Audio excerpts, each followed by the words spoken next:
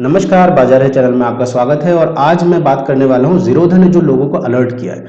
ज़ीरोधा ने बताया है कि कई तरीके से मार्केट में लोगों के साथ फ्रॉड होता है। देखो, पुराने तो कुछ तरीके थे, आज कुछ नए तरीके आ गए। तो जब आप पूरा देखेंगे इस वीडियो को तब आपको समझ में आएगा।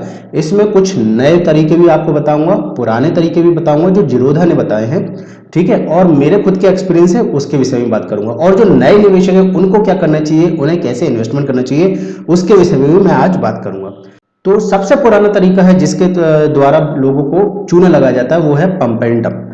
अब ये आप बोलेंगे कि पंप एंड डंप नाम की चिड़िया क्या है, पंप एंड डंप क्या है। यानी कि इसमें क्या होता है, एक शेयर होल्डर होता है, उसके पास बहुत ज्यादा स्टेक होता है। यानी कि मान लो 100 में से 80 उसके पास शेयर्स है। तो वो क्या करेगा, लोगों को इस तरीके से सूचनाएं देगा, यानी कि एसएमएस देगा, टेलीग्राम पे भेजेगा, व्हाट्सएप करेगा या फिर कॉल्स करवाएगा कि आप ये शेयर बढ़ने वाला है इसको खरीद लो, ये शेयर बढ़ने वाला है इसको खरीद लो। और लोग क्या करेंगे, जो नए निवेशक हैं उसमें अपना इन्वेस्टमेंट करेंगे। जब वो इन्वेस्टमेंट करेंगे तो उसका प्राइस बढ़ेगा, जब प्राइस बढ़ेगा तो वो जिसके पास सबसे ज्यादा स्टेक है उसमें में थोड़ा थोड़ा अपना स्टेक को बेचकर निकल जाएगा। इसी को बोलते हैं पंप एंड डंप, यानी कि हवा भरो और निकल जाओ, ठीक, डंप कर दो लोगों के ऊपर। यानी कि पैसा किसका गया, फंसा कौन, रिटेलर। पैसा किसने बनाया, जिसके पास सबसे ज्यादा स्टॉक था, ठीक है। तो ये है पंप एंड डंप की बात। अब इसमें क्या है, कुछ कुछ जैसे मामले होते हैं उनमें तो जांच हो जाती है, लेकिन ज्यादातर क्या है, पंप एंड डंप के मामले पता नहीं चलते हैं, उनमें जांच नहीं होती है।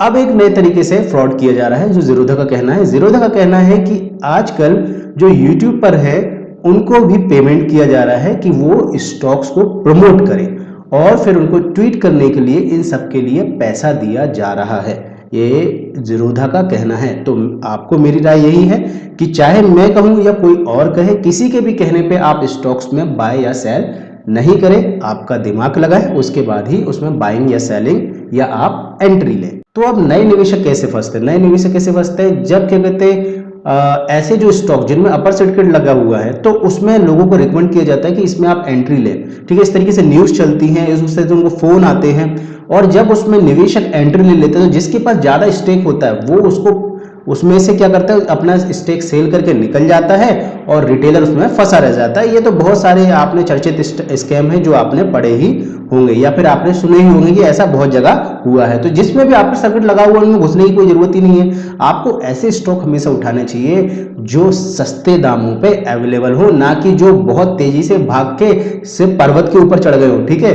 ये बात समझिए, मैं आपको पहले भी समझा चुका हूं कि देखो, पहाड़ पे जो चढ़ के बैठा हुआ है उससे ऊपर तो जा नहीं सकता, जो पहाड़ के नीचे खड़ा हुआ है वही जा सकता है। अगर इस बात को आपको समझ में आया हो तो लाइक जरूर कीजिएगा।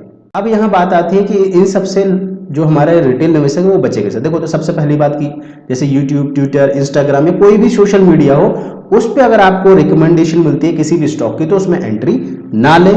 पहले आप समझें कि उसमें हो क्या रहा है और उसका भविष्य क्या है उस स्टॉक का, ठीक है। अब देखो, मैं आपको ये बताता हूं कि कोई भी स्टॉक आपको रिकमेंड किया जाता है तो आप ये मत समझो कि सारे स्टॉक गलत है या सारे स्टॉक सही है।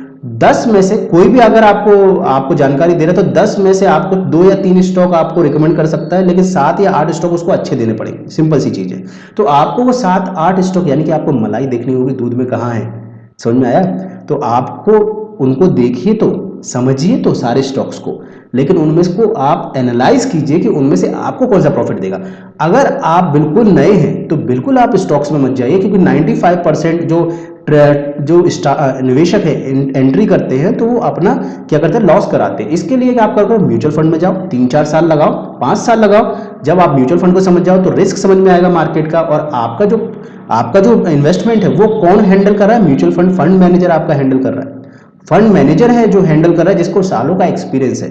तो आप खुद से पैसा ना लगाएं, म्यूचुअल फंड के थ्रू जाए, ईटीएफ के थ्रू जाए, एक्सचेंज ट्रेडेड फंड जिसको बोलते हैं, ठीक है। उनके सबके रिलेटेड भी मेरे वीडियोस बने हुए हैं, उनमें आप जाके इन्वेस्ट कर सकते हैं। जब आपको 3-4-5 साल हो जाए तो ठीक है, उसके बाद आप यहाँ पर स्टॉक मार्केट में आए। लेकिन अगर फिर भी आपको जल्दी है, जल्दी करोड़पति बनना है, तो मेरे जैसे बहुत सारे ऐसे लोग हैं जो अच्छे से आपको सिखाएंगे, उनसे जुड़े रहिए, ठीक है। बहुत सारे ऐसे नाम हैं यूट्यूब पे, प्रतिष्ठित भी लोग। कुछ वीडियोस ऐसे होते हैं जिसमें पंप एंड डंप की स्कीम दिखाई जाती है, तो उन आप जो चैनल्स है, यूट्यूब चैनल्स है, उसमें आप देखिए कितना पुराना चैनल है, कितना समय हुआ है उसको, उसकी कितनी फैन फॉलोइंग है, उसमें जो कमेंट है वो क्या कर रहे हैं लोग, इन सब चीज़ों को समझिए। ठीक है, आपने देखा किसी ने एक यूट्यूब बना लिया, यूट्यूब चैनल बनाना बहुत आसान है, उसमें एडवर्टाइजिंग लगाना बहुत आसान है, प्रमोट करना बहुत आसान है, पंप एंड डंप आसानी से हो सकता है।